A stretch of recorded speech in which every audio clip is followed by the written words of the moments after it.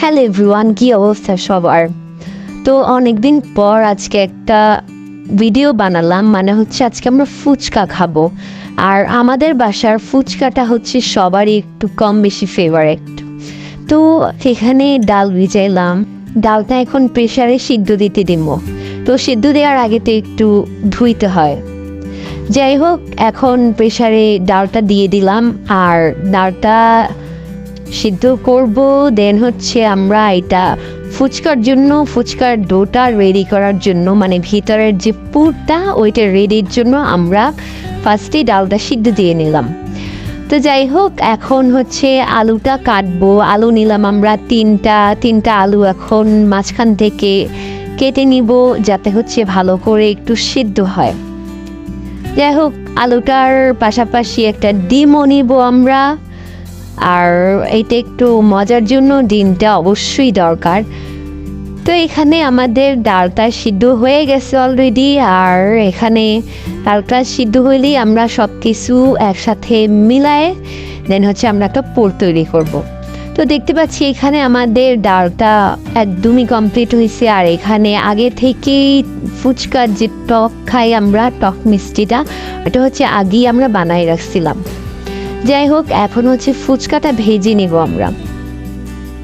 তো ফুচকা ভাজার আগে হচ্ছে তেল দিয়ে নিলাম। হ্যাঁ, অবশ্যই তেলটা তো দিতেই হয়। তো যাই হোক, আমরা তেলের ভিতর ফুচকাটা ভেজে দেন হচ্ছে এইখানে তার পাশাপাশি একটু ওই যে আলু আর ডিমটা যে দিছিলাম না, ওইটা হচ্ছে একটু দেখে নিলাম যে ওইটা হইলো কি না। তো এটা তো অলরেডি ফুটতেছে। যাই হোক, এখানে ফুচকাগুলো আমরা দোকান থেকে ফুচকা কিনে আনছিলাম, ওই ফুচকাগুলাই তেলের ভিতর ভেজে এখন ফুচকা তৈরি করে দেন হচ্ছে আমরা এই দিকে চলে আসলাম। মানে হচ্ছে ফুচকাটা ভাজা শেষ, দেন আমরা এখানে চলে আসছি ডো তৈরির জন্য। তো এখানে আমাদের ডো অলরেডি কমপ্লিট হয়ে গেছে, আর এখানে ফুচকা ভাজাও কমপ্লিট। তো একদিকে আমি একটা করতেছিলাম, আমার বোন একটা করতেছিল, দুইজনে মিলেঝিলেই করতেছিলাম। তো এইখানে ফুচকা টুচকা সব ভাজা কমপ্লিট, আর আস্তে আস্তে সব কিছুই কমপ্লিট হবে।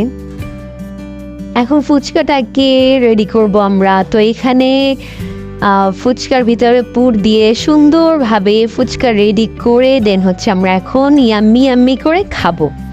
তো যাই হোক, এখানে সুন্দর করে একটা বাটি নিয়ে ফুচকাগুলোর ভিতরে আর কি পুরটুর দিয়ে আমরা সুন্দর করে রেডি করলাম। সুন্দর একটা একটু দিলাম যে উপরে একটু সুন্দর লাগে, যাতে শসা দিলাম, পেঁয়াজ দিলাম, একটু ডিম কুচি করে দিলাম। এই তো ফুচকার সব কিছুই কমপ্লিট, আর এখানে আমরা এখন খেতে বসছি। তো এত মজা ছিল।